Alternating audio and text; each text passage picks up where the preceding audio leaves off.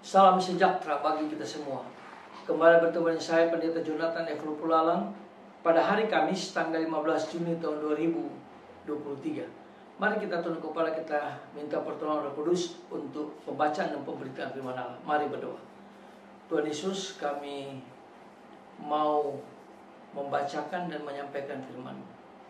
Urapilah hamba-Mu dengan kuat kuasa Roh-Mu yang kudus. Dan juga bagi para pendengar, Tuhan Yesus mau memberi penerangan Roh Kudus dan urapan Roh Kudus supaya kami semua dapat menangkap firman itu dan Roh Kudus memampukan kami untuk kami melakukannya. Berfirmanlah karena kami sudah siap untuk mendengarkan firman.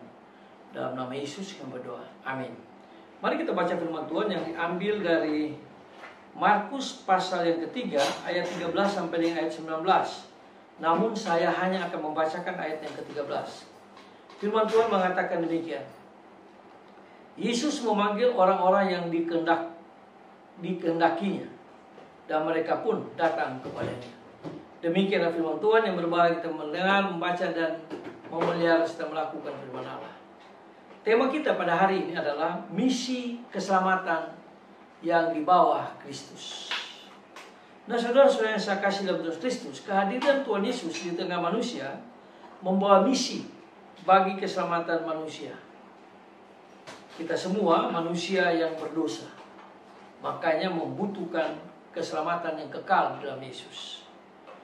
Dalam firman Tuhan dan karyanya selama hidupnya, Yesus selalu mengarahkan semua orang untuk bertobat dan menyatukan diri mereka kepada Allah Tritunggal. Sumber keselamatan adalah Yesus yang telah memulai karya agung ini, dan tentu saja harus diteruskan karena perjalanan sejarah keselamatan masih berlangsung hingga menjadi sempurna pada kedatangan Kristus di akhir zaman atau kedatangan Kristus yang kedua kali. Nah, saudara-saudara yang saya kasih dalam Tuhan Kristus, oleh sebab itu Yesus mempersiapkan para penerus pekabaran Injil, para penerus kabar gembira keselamatan ini. Secara khusus dipilihnya sendiri murid-murid atau kita semua yang akan menyampaikan Injil kepada dunia ini. Nah, saudara-saudara yang saya kasih dalam Tuhan Kristus, Tuhan Yesus memilih mereka yang dikehendakinya, orang-orang sederhana dan bersedia untuk mengambil bagian dalam tugas mulia ini. Tuhan Yesus memilih bukan karena mereka pandai, hebat, dan terkenal, tetapi Tuhan Yesus memanggil mereka yang bersedia dibentuk dan diutus di tengah-tengah berbagai tantangan dunia ini. Dalam perjalanan waktu ternyata tidak semua setia dan siap diutus. Jadi tidak semua yang setia dan siap diutus. Di dalam Matius pasal yang ke-28 ayat 18 mengatakan bahwa segala kuasa ada di tangan Tuhan Yesus, baik di surga maupun di dunia. Tetapi ada beberapa orang yang ragu-ragu. Lalu Yesus katakan yang ragu-ragu, yang belum siap, tidak perlu untuk mengikuti Yesus yang menyampaikan berita Injil itu. Nah, saudara-saudara yang saya kasih dalam Tuhan Kristus, dalam perjalanan waktu ternyata tidak semua, sekali lagi tidak semua setia dan siap diutus. Lalu dengan tegas Yesus menunjukkan tugas mereka semua, yakni mewartakan Injil dan mengusir setan. Karena di dunia ini banyak sekali setan, dan setan itu dengan mudah akan mempengaruhi orang. Itulah sebabnya Yesus dengan tegas dia mengatakan setan pun akan dikalahkan oleh Yesus. Injil adalah kabar gembira keselamatan yang juga menjadi tugas kita semua untuk selalu diwartakan. Jadi kita semua yang sudah percaya Yesus dipanggil Yesus untuk memberitakan Injil. Maka kita juga menjadi utusan Yesus di akhir zaman ini, di abad yang ke-21 ini, yang sangat diperlukan oleh Yesus. Maka Yesus pada waktu masuk Yerusalem, dia mengatakan pada murid-muridnya, ambil keledai di sana, Dan kalau dia bertanya, katakan Yesus memerlukannya. Nah, selama kita masih hidup di dunia ini, kalau kita sungguh-sungguh percaya Yesus, maka Yesus memerlukan kita.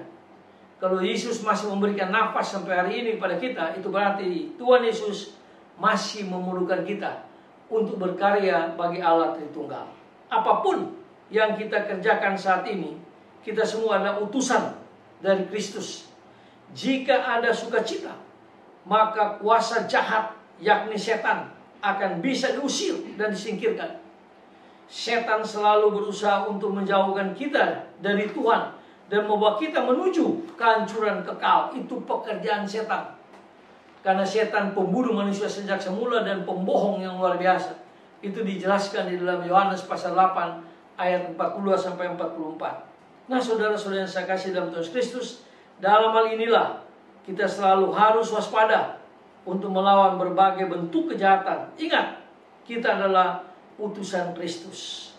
Kita adalah pembawa misi keselamatan yang sudah disediakan oleh Kristus. Karena orang yang mau diselamatkan hanya satu jalannya, yaitu Tuhan Yesus.